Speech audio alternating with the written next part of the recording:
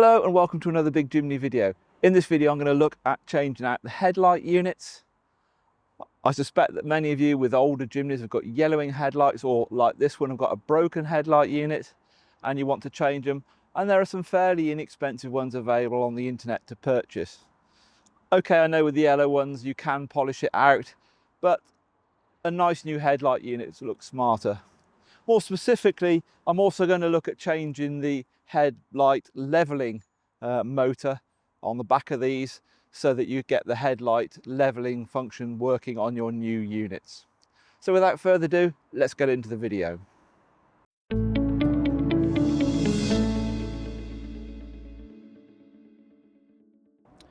The headlights are held in place by two screws, one here and one down here. As you can see, mine is broken on the bracket here, which is why we're changing it out. At the bottom of the headlight are two pins which are pushed into two little clips. So when you've undone the screws, you then need to pull the headlight forward off of the clips at the back. The clips can be quite stiff, so make sure that they perhaps have got a little bit of lubricant on them to help. Before we do this, you have to undo the wiring on the back of the unit. You've got the main headlight underneath this central rubber cover. You've got the side light under this little twist and turn bulb holder. Tucked up under the wing, you've got the indicator under another twist and turn. If this one is too stiff for you to reach with the headlight in, when you've undone these and pulled it forward, you can access it a bit better. And then you've got the little clip, motor clip, wire clip here, which you need to pull out. Again, there's a little squeezy catch on the top and you pull that one clear.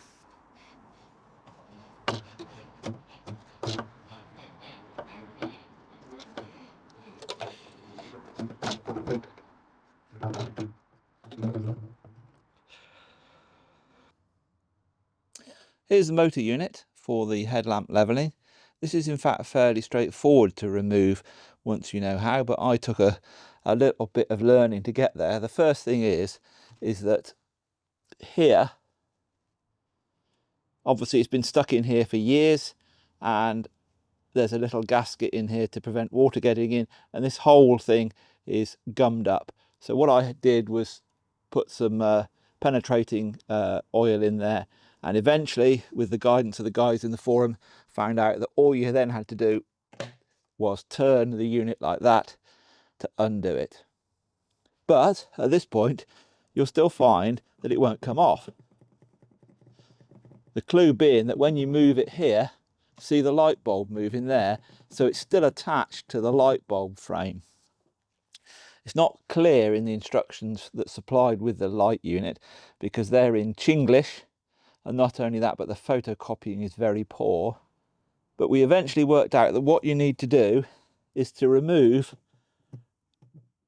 the unit by undoing threaded rod, which goes right down into the light unit.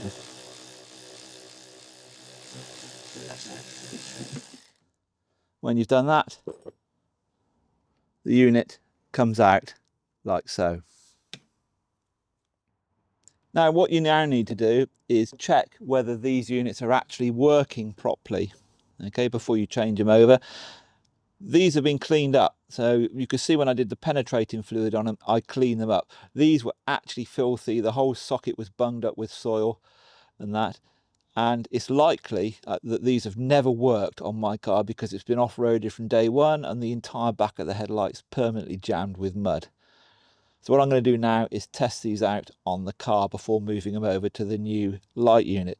But let's just take a quick look first of all at the new light unit itself. Here is the new light unit. As you can see, it actually comes with the bulb holders for the indicator and the side light, and this is where the headlight bulb will fit. But in the place of the motor unit is this thing here, which I thought was a bung. Okay, because again, you can turn it a quarter of a turn and it then lifts up slightly but doesn't do anything more. But again, using the principle that we'd worked out, that the whole unit is in fact part of the adjuster here. It turns out that this isn't a bung at all. This is a manual adjuster. So if you don't want to change the motors out, you can use this here as a completely manual headlamp adjustment. So you don't need the motors.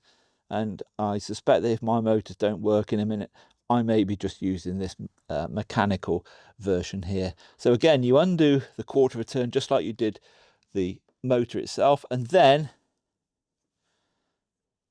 you have to unscrew this. And as you can see, they're quite a long thread on those. It takes a bit of undoing. Okay, so as I say, you can use that as a manual unit. Right, let's go and test my motors on the car. So as you can probably guess, these, having been in the mud and the water since 2003, here we are 20 years later, they don't actually work. I'm not sure if it's coming out on the video, but you can hear it trying to run at that point, but it's just not running. And if I adjust the switch on the dashboard, you can sometimes hear it try and run, but it doesn't. So I think it's time to do some further checks and then buy perhaps a new unit. So the first check is a simple voltage check to see if the main voltage is there. And as you can see on the meter, 12 volts. So that's the power to the motor, so it's got power there. And then the other pin here is the pin which shows the actual switched voltage coming out of the switch. So in that switch position, we got 9 volts controlling the motor. And then as I adjust the switch, you'll see the voltage change. So there I've gone right down to the position 4 on the leveling meter, and it's gone down to 5 volts. And then as I move it up, there's position 3, 6 volts. Position 0 is 10. Position 1 is 9. Position 2 is 7. Position 3 is 6. Position 4 is 4.5. So the controller's working and the voltage is getting down to here. So it is just the motor unit which isn't working.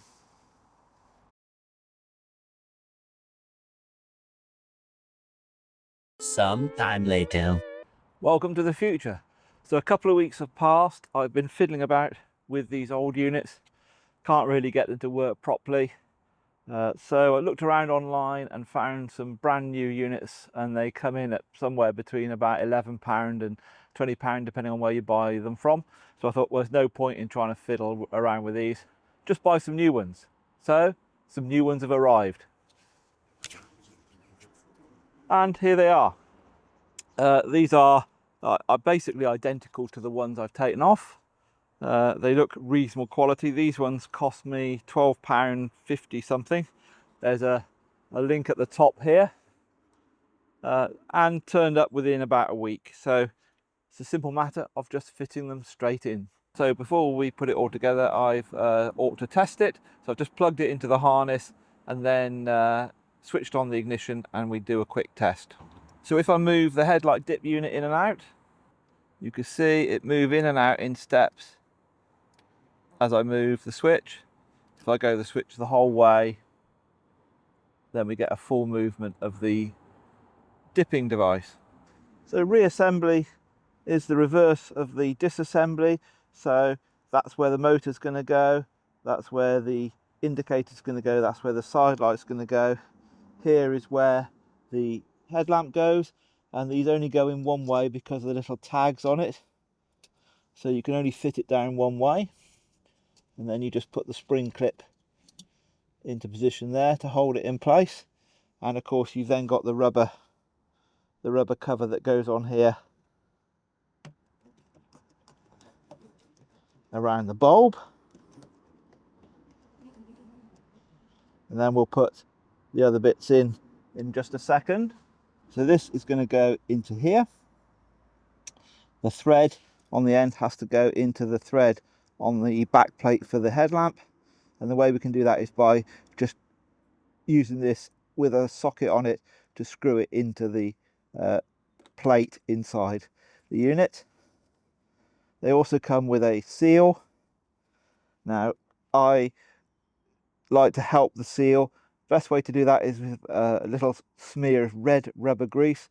The reason why I use this grease is that it doesn't attack the rubber of the seal and make it swell and then not fit properly.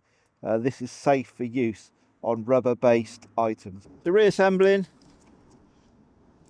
just a very small smear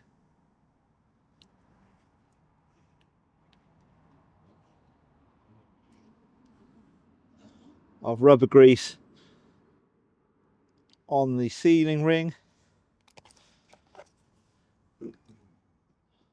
Put the unit on, engaging the thread in the top of the plate, and then before you can turn it into position, you have to wind it down a bit on the plate, and then you can push it down and lock it into position like that.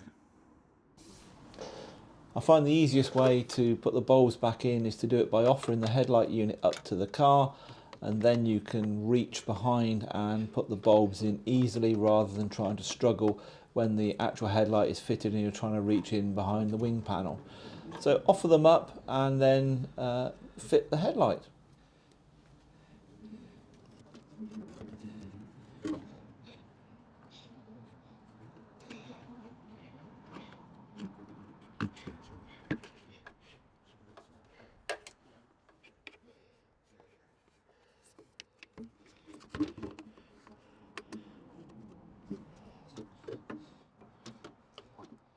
So now I'm going to level the lights. You can see I've projected a laser line using my laser level across the garage door to give me a line against which to adjust the headlamps themselves. So here's one of my headlights. You can just see the laser line along here, and you can see the headlight is above it. I've got the adjuster set to 0, which is the high level, and now I'll wind down on the actual adjuster in the back of the light to bring it down.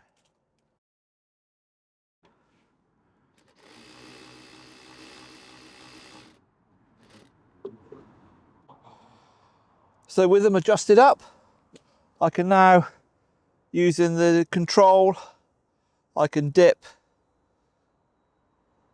the headlights down and up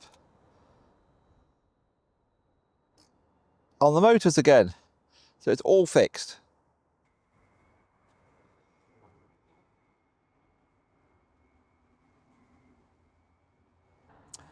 Well, thank you for watching this video. I hope you found it useful. If you did, then please remember to like and subscribe, and you'll get notifications of any future videos that I do. As part of making this video, I had the help of some forum members, Solly and Trond K, who offered some advice on changing out that motorised unit, which I'd never done before myself. So until the next time, drive carefully, and I'll catch you further down the road.